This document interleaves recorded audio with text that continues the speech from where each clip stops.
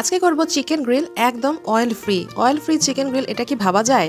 আজকে বড় আস্ত একটি চিকেন গ্রিল করব আমি অয়েল ফ্রি, এবং কিভাবে করছি খুব সহজ উপায় সেটাই আপনাদের সাথে আজকে শেয়ার করছি। দেখতে থাকুন আজকে আমার ভিডিওটি। চিকেন গ্রিলটা করতে আমি একটা ইউনিক ইনগ্রেডিয়েন্টস ব্যবহার করব, যেটাতে কিনা চিকেন গ্রিলটা অসম্ভব মজাদার সুস্বাদু হয়ে যাবে। তো চলুন দেখতে থাকুন আমার ভিডিও। আসসালামু আলাইকুম, আমি ঝুমুর আপনাদের সাথে একটি নতুন ব্লগ শেয়ার করার জন্য চলে এসেছি। আশা করব আমার সকল কাছের এবং দূরের বন্ধুরা অনেক অনেক ভালো আছেন, আর আমার ভিডিওটিকে শেষ পর্যন্ত দেখে একটি সুন্দর লাইক এবং কমেন্টস করে সাথে থাকবেন। আর প্রথমবারের মতো ভিডিওটি যেসব বন্ধুরা দেখছেন অনুরোধ করব সাবস্ক্রাইব করে আমার চ্যানেলটির সাথে থাকার জন্য। ভিডিওর শুরুতেই কিন্তু আমি বলেছি যে আমি আজকে কি করছি। এর জন্য আমি একটি ব্রয়লার মুরগি নিয়ে নিয়েছি। ব্রয়লার মুরগিটি একটি মিডিয়াম সাইজের হলেই ভালো হয়, খুব বেশি বড় না আবার ছোটও না। তো ব্রয়লার মুরগিটা নিয়ে আমি কিন্তু ভালো করে ধুয়ে একটু ছুরি দিয়ে পোঁচ দিয়ে কেচে নিয়েছি, যাতে ভালো করে মশলাগুলো ঢোকে। এবং এখানে আমি একটি শুকনা কাপড় কিংবা টিস্যু দিয়ে মুরগি ধোয়ার পরে যে পানিটা থাকে সেটা খুব ভালো করে ড্রাই করে নিয়েছি।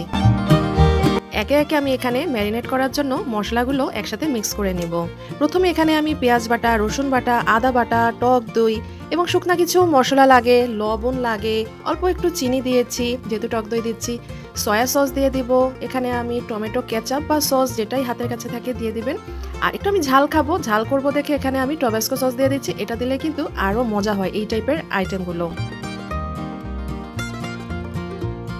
শুকনো উপকরণ হিসেবে আমি দিব মাংস রান্নাতে আসলে যা যা মশলা লাগে অলমোস্ট সেগুলোই। লাল শুকনা মরিচের গুঁড়ো, ধনিয়ার গুঁড়ো, জিরের গুঁড়ো, অল্প গরম মশলার গুঁড়ো, এই সবগুলো একসাথে দিয়ে আমি খুব ভালো করে ম্যারিনেট করব। সাথে আমি একটু গোলমরিচের গুঁড়ো দিয়ে দিচ্ছি। আসলে গোলমরিচের গুঁড়ো অপশনাল, এটা যদি কেউ না থাকে নাও দিতে পারেন। এগুলো দিলে হয় কি আলাদা একটা ফ্লেভার বা টেস্ট এনহ্যান্স করবে। দিয়ে দিচ্ছি 1 চামচের মতন নর্মাল সাদা তেল, এবং কেউ যদি আরও বেশি ঝাল চান কাঁচামরিচের বাটাও দিয়ে দিতে পারেন। এখানে ইউজ করছি আমি আরও একটু ফুড কালারটা দিলে কালারটা একটু সুন্দর আসে। এখানে আমি আরও একটি মশলা ব্যবহার করছি, যেটা কিন্তু বাজারে এখন খুবই অ্যাভেলেবল, ভালো একটি ব্র্যান্ডের। এখানে আপনি চিকেন তান্দুরি মশলা বলেন বা চিকেন কাবাব মশলা বলেন, এগুলো আজকাল খুব অ্যাভেলেবল বাজারে পাওয়া যায়। এরকম কোনো একটি ভালো ব্র্যান্ডের মশলা নিয়ে নেবেন, কাবাব বা তান্দুরি মশলা। সেটা যদি এখানে কিছুটা দিয়ে দেন 1 থেকে 2 চামচের মতন, তাহলে কিন্তু গ্রিল চিকেনের ফ্লেভারটা আরও মজার হয়, সুন্দর খেতে হয়।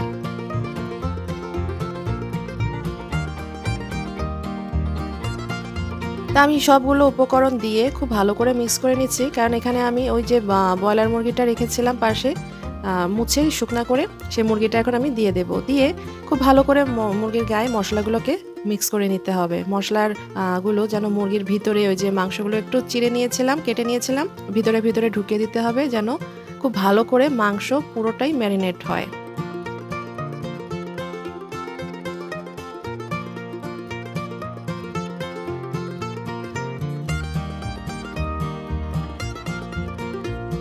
মিক্স করতে করতে এখানে আমি আরেকটি জিনিস ব্যবহার করছি, সেটা হচ্ছে লেবুর রস। এখানে আমি 1 থেকে 1.5 চামচের মতন লেবুর রস ব্যবহার করছি। এই লেবুর রসটা ব্যবহার করলে হয় কি, ব্রয়লার মুরগিতে একটা গন্ধ থাকে প্রাথমিকভাবে, সেই গন্ধটা থাকবে না। আমি কিন্তু এখানে আরও একটা জিনিস ব্যবহার করব ম্যারিনেশনে, সেটা আমি একটু পরে বলে দিচ্ছি, যেটা দিলে কিন্তু ব্রয়লারের যে একটা বাজে গন্ধটা তো থাকবেই না, বরং গ্রিলটা আরও বেশি টেস্টি হয়ে যাবে। তো দেখতে থাকুন আমার সাথে।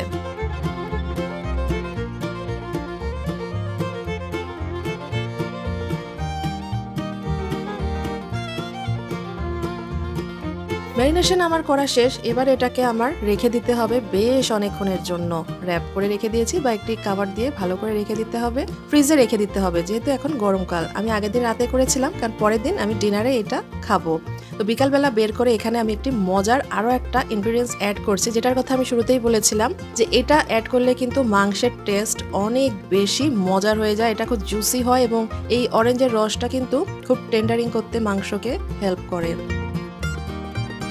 তো এখানে আমি প্রায় 2টা কমলার রস এখানে আমি মিশিয়ে নিচ্ছি। এটা দিয়ে আমি আরও 2-3 ঘন্টার মতন এটাকে ম্যারিনেট করতে রেখে দিব, মানে একটু রসটা যেন মাংসের ভিতরে যায়। যেমন আমি বিকাল 5টায় করেছি, সন্ধ্যা 7টার দিকে এটাকে আমি আবার র্যাপ খুলে ফাইনাল এটাকে আর একটু মাখিয়ে নিয়ে রসের সাথে, এরপরে আমি এটাকে গ্রিল করতে বসিয়ে দেব।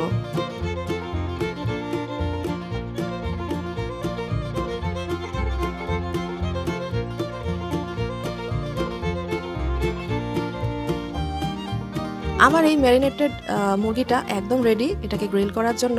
তো তো আমি আজকে গ্রিল করছি এয়ার ফ্রায়ারে। আসলে অনেক আপুরাই আমার কাছে রেসিপি চেয়েছিলেন এয়ার ফ্রায়ারে কিভাবে রান্না করা যায় চিকেন বা মিট আইটেমগুলো। আমি এর আগে কেকের অনেকগুলো রেসিপি দিয়েছিলাম, তো মিট আইটেম আমার এখনো দেওয়া হয়নি।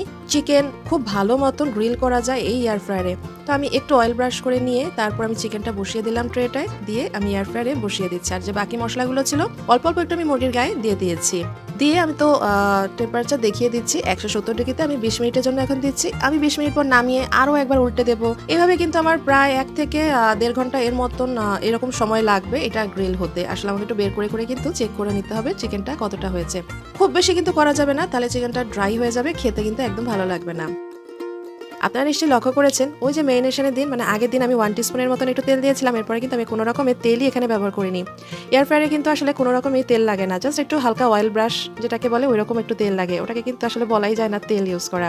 তো সেভাবে আমি চিকেন গ্রিলটা করছি, একদম অয়েল ফ্রি চিকেন গ্রিল। এতটাই হেলদি হয় এবং এতটাই সুস্বাদু হয়, বাইরে থেকে যখন কিনে আনবেন সেগুলোতে কিন্তু অনেক পরিমাণে তেল থাকবে এবং সেগুলো কিন্তু খুব একটা হাইজিনও হবে না, তারা ভালো করে ক্লিন করে না, হয়তো বা কেমন করে করে আমরা জানি না।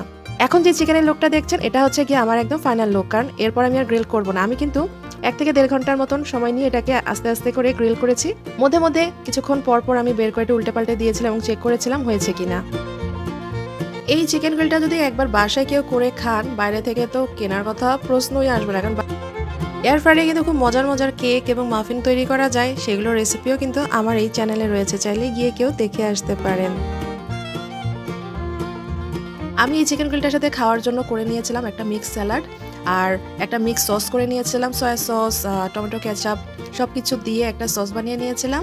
আর মুরগি ম্যারিনেশনের সময় ওই যেই বাকি যেই মশলার রসটা রয়ে গিয়েছিল সেটাকে আমি চুলায় জাল দিয়ে কিন্তু একটু ভালো করে নেড়ে একটু শুকনা শুকনা করে নিয়েছি। এই সসটা দিয়ে কিন্তু খেতে আরও বেশি ভালো লাগে। এই চিকেন গ্রিলটা আমি খালি খালিও খাওয়া যায়, কিন্তু আমি খাচ্ছিলাম নান রুটি দিয়ে। তো নান রুটি দিয়ে এই চিকেন গ্রিলটা খেতে অসম্ভব ভালো লেগেছে। একবার এভাবে ট্রাই করে দেখবেন কেমন লাগে, আশা করি খুব ভালো লাগবে।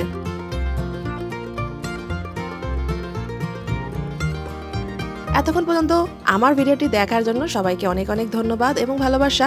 নতুন যদি কেউ আজকে আমার ভিডিওটি দেখে থাকেন, আমার চ্যানেলটিকে প্লিজ সাবস্ক্রাইব করে আমার সাথে থাকবেন, এবং যারা অলরেডি কাজটি করে ফেলেছেন সবাইকে অনেক অনেক ধন্যবাদ এবং ভালোবাসা।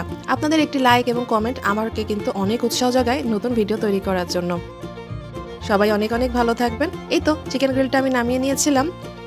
আমার হাজব্যান্ড একটু কেটে আমাকে হেল্প করে দিচ্ছিল, মানে সার্ভিং এর ব্যাপারটা, তো তার এভাবে কেটে সার্ভ করতে বেশ ভালো লাগে, তো সেটাই সে করে দিচ্ছিল। এই তো আসলে সবাই মিলে কাজ করলে অনেক হেল্প হয়, একা একা যতটা না পারা যায়। আমার হাজব্যান্ড এটা খুব মজা করে খেয়েছে, তার তো বায়না প্রতি সপ্তাহে যেন একবার করে এটা করাই হয়। আশা করি আপনারা একবার ট্রাই করবেন। তো কেমন লাগলো এয়ার ফ্রায়ারে একদম অয়েল ফ্রি চিকেন গ্রিল। আসলে চিকেন বা মিট আইটেম মানেই আমরা জানি কিন্তু এক গাদা তেল দিয়ে কোনো রান্না, কিন্তু আমি আজকে করলাম খুব সহজে কম সময়ের মধ্যে, জাস্ট ম্যারিনেশনটা করতেই যার টাইম, এরপরেই জাস্ট গ্রিলে বসিয়ে দিলেই আর কোনো সমস্যা নাই। এই তো অয়েল ফ্রি খাবার খাবো এখন আমরা। সবাই অনেক অনেক ভালো থাকবেন, ধন্যবাদ।